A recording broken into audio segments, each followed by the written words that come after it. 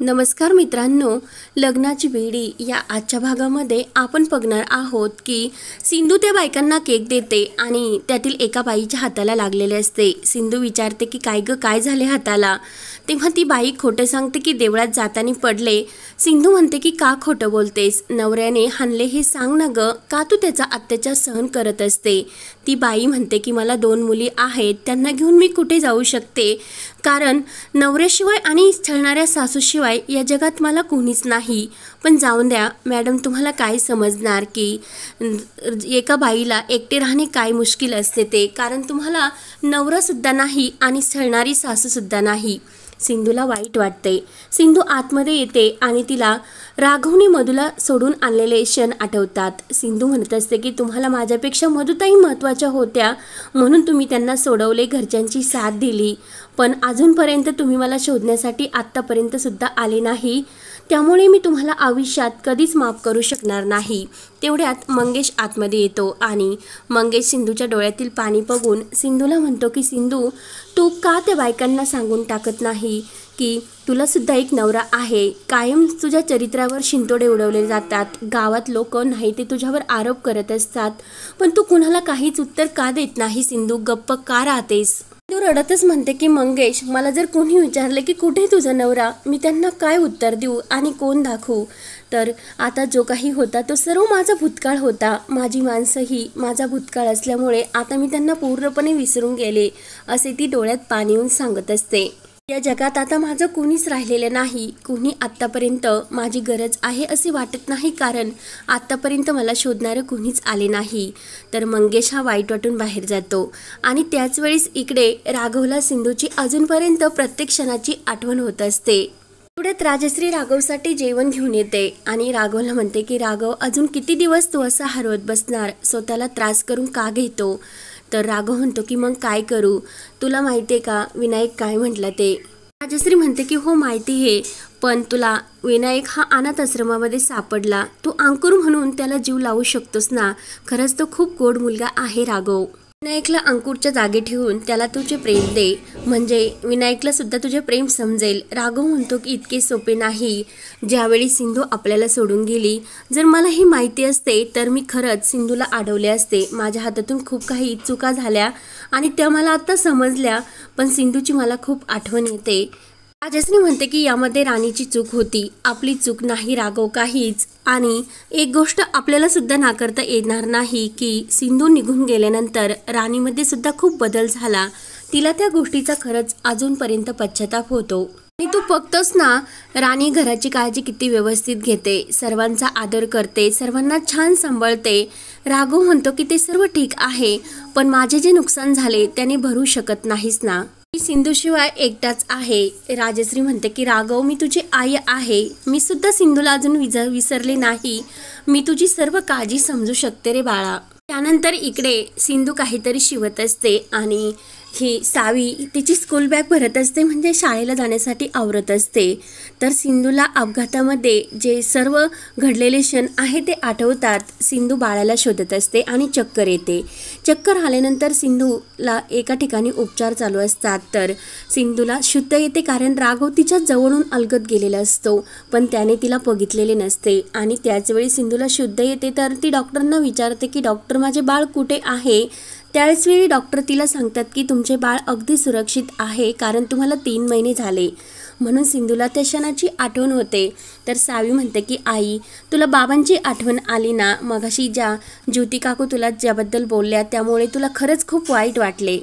आई, असं नाही ना, आपल्याला बाबा सुद्धा आहे आणि तुला नवरा सुद्धा, त्या जे काही म्हटलं ते खोटे आहे ना। तर सिंधू सावीला प्रेमाने मिठी मारते आणि मनात म्हणत असते की अगं बाळा, तुला कसे सांगू की मी जेव्हा घर सोडले तेव्हापासून आत्तापर्यंत मला शोधण्यासाठी कोणीच का आले नसेल, त्यामुळे कुणाला आपली खरंच गरज नाही।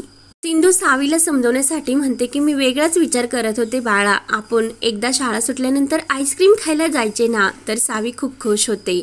त्यानंतर इकडे राजश्री राघवला समजवण्याचा प्रयत्न करते की खरंच सिंधू नाही, सिंधू आपल्याला सोडून गेली, मी सुद्धा तिला विसरू शकत नाही।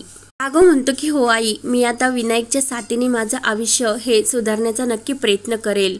तर राजश्री म्हणत असते की एकट्याने मूल सांभाळणे खूप अवघड आहे. राघव म्हणतो की अगं आई, मी एकटा कुठे आहे, तुम्ही सर्वजण माझ्या सोबत तर आहात ना. आणि त्याचवेळी राघवला आश्रमातील मॅनेजरचा कॉल येतो आणि ते सांगतात की तुम्ही विनूच्या शिक्षणाची आणि सर्व जबाबदारी घेतलेली आहे, पण आम्ही आश्रमाने एक निर्णय घेतला. हे आश्रम आम्ही सध्या बंद करत आहोत आणि येथील मुलांना आम्ही मुंबईमध्ये शिफ्ट करत आहोत. तर राघव म्हणतो ठीक आहे आणि फोन ठेवतो. राजश्री विचारते की राघव काय झाले. राघव म्हणतो की ते अनाथाश्रम हा मुंबईला शिफ्ट करतात आणि विनूला सुद्धा तिकडेच जावे लागणार. त्यानंतर इकडे सावी आणि सिंधू ह्या एकमेकींबरोबर गप्पा करत असतात. सिंधू म्हणते की बाळा, आज तू मला गोष्ट सांग. तर सावी एका डायनासॉरची म्हणजे सिंधू आणि तिच्यावर आधारित गोष्ट सांगते. तर सिंधू मनात म्हणते की ही तर काकूपेक्षा जास्त टोमणे देते आणि सावी पुढे सांगू लागते. स्टोरी सांगता सांगता सावी झोपी जाते आणि माझे बाबा केव्हा येणार असे विचारत असते. सावी म्हणत असते की बाळा, मी तुला आणि तुझ्या बाळाला बाबांना कधीच भेटवणार नाही, कारण त्यांनी मला जसे दुखावले तसे मला तुला त्यांच्याकडून नाही दुखवायचे, म्हणून मी तुमची भेट नाही घडवणार. बाळा, मला माफ कर. त्यानंतर इकडे राघव हा सिंधूचा फोटो आपल्या हातामध्ये घेऊन त्या फोटोकडेच बघत असतो. राजश्री येते की राघव, अरे का सिंधूचा इतका विचार करतोस? विनायक तुला सोडून जाणार हे ऐकूनच तुला त्याचाच विचार येतोस ना राघव. राघव म्हणतो की मी आता काय करू शकतो तेच मला समजत नाही.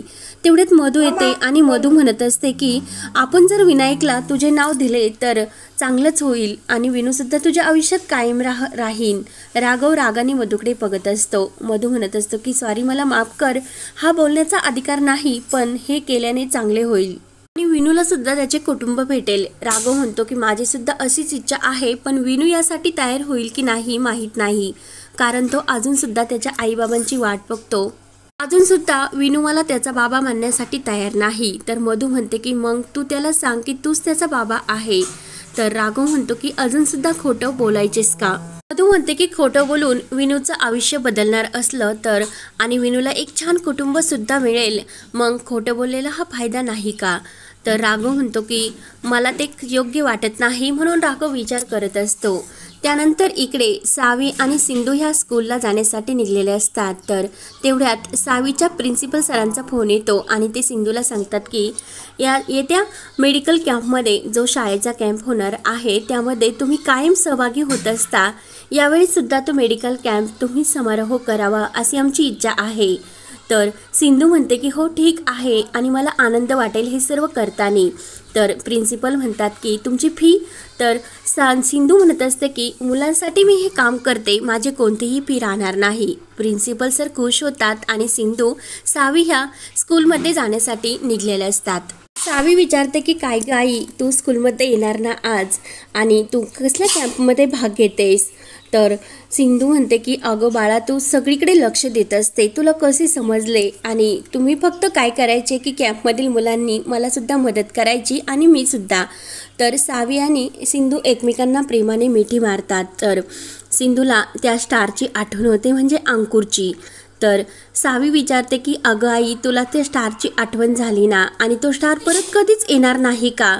सिंधू म्हणते की नाही, तो आपल्याला सोडून खूप लांब गेलेला आहे, त्यामुळे तो आता कॅम्पमध्ये जो विनायक येणार असतो तोच सिंधूचा अंकुर असतो. तर आता अंकुर, सिंधू आणि सावी यांची योगायोगे कशी भेट होते आणि या भेटीचे रूपांतर राघव आणि रत्नपारखी कुटुंबात कसे जुळते ते पाहण्यासाठी आपल्या चॅनलला नक्की सबस्क्राईब करत राहा. पुढील भागामध्ये सिंधूला एक गुंड म्हणजे त्या बाईचा नवरा हा त्रास देत असतो. तू जर गावातल्या बायकांना शिकवण्याचा आणखीन जर प्रयत्न केला तर तुझ्या मुलीबरोबर मी काय करीन हे सांगता येत नाही. सिंधू म्हणत असते की माझ्या मुलीला तू हात लावून दाखव, मी बघते तू कोण आहे ते. आणि मी सुद्धा एका पोलीस ऑफिसरची मुलगी आणि एका पोलीस ऑफिसरची बायको म्हणायला लागते. तर सिंधू थांबते. तर सिंधूला खूप मोठा धक्का बसतो. तर आता पुढे काय होणार हे पाहण्यासाठी आपल्या चॅनलला नक्की सबस्क्राईब करत राहा. धन्यवाद.